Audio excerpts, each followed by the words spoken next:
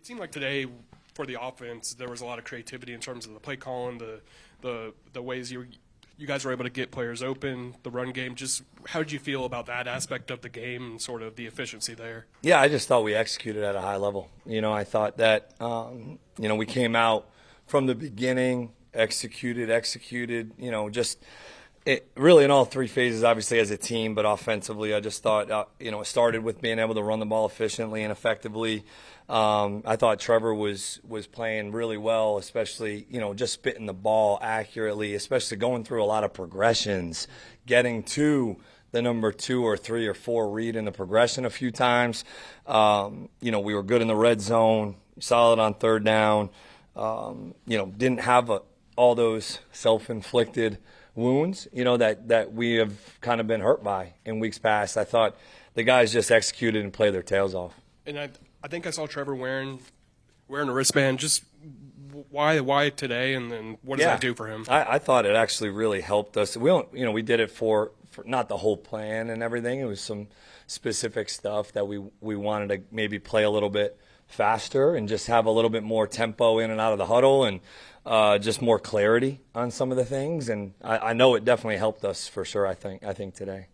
Liam, how would you describe the strain on both lines of scrimmage, your offensive line, your defensive front, and the physicality they That's showed where we won the game, I thought. That's where we imposed our will a little bit there on the OL and DL.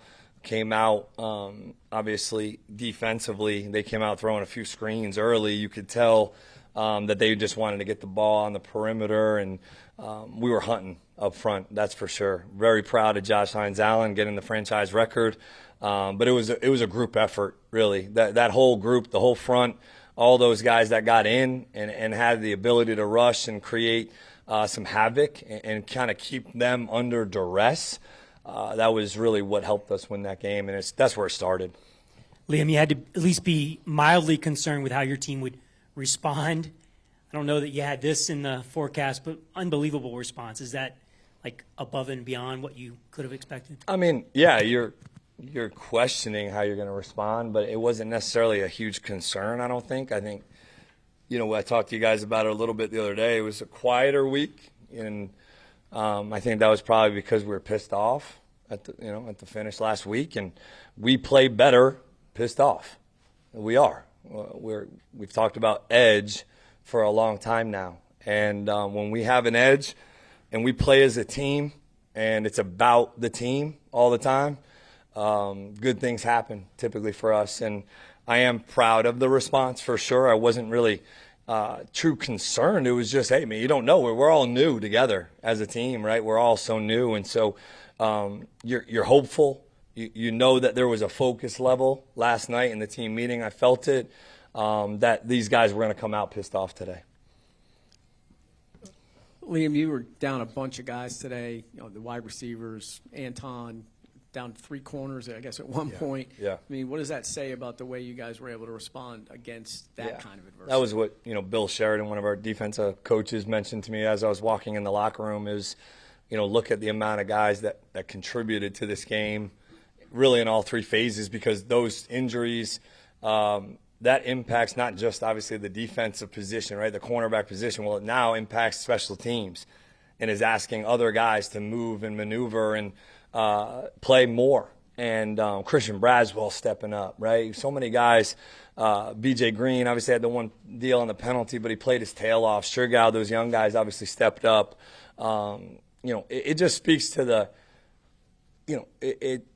they knew that we needed to respond. That was really what it came down to. And when you have guys out there playing for each other, playing for the greater cause, and the team first mentality, that's what it was. Everybody was involved in it, and I'm really proud of them.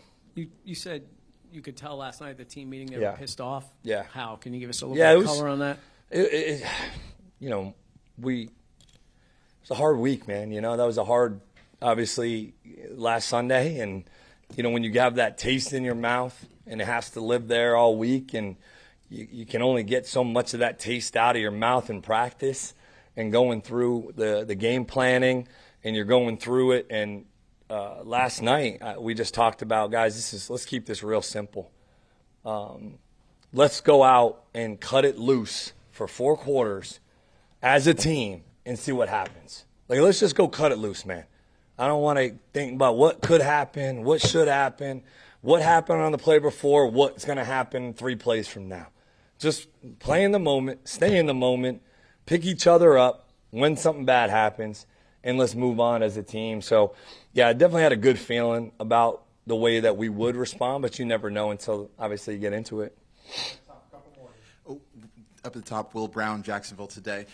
3 of the first 4 Chargers offensive possessions started with either a tackle for loss, intentional grounding, or a very positive play for the defense. How did that help the defense, in your opinion, set the tone for the rest of the 4 quarters? It was a huge response, obviously, from our defense. I thought the defensive staff, led obviously by Campy, did a great job of, we had some different guys playing in some spots, but, sort of trimming the inventory, making it about what we do best, putting the players in a position to be successful as much as possible, and just letting them go. Like, that was the biggest thing about our defense today was they played with their own creativity. Like, just go play, guys. Just go play. It's not about this, that, or that.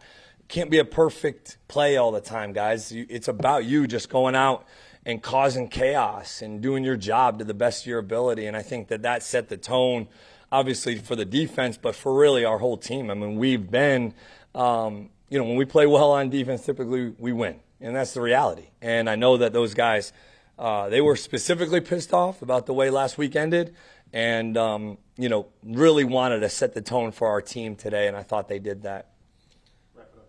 Seems like Trevor and Jacoby have already built a pretty good connection. How impressive is that after being together for 10, 11 days, whatever it's been? Speaks to the pro that Jacoby is.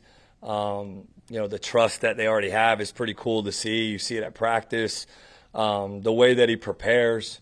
I walked into the meetings last night before everything got going, and Jacoby was in one of the meeting rooms, the walkthrough rooms, walking through on his own, going through the game plan with Edgar, I think. So, just a quality person, and he's worked his tail off to learn the plan. I mean, he's not out there busting assignments and making, poor decisions. I mean, I don't know what he had statistically today, but I know he made some critical catches over the middle and some big first downs on 3rd down for us. So, really pleased to have him.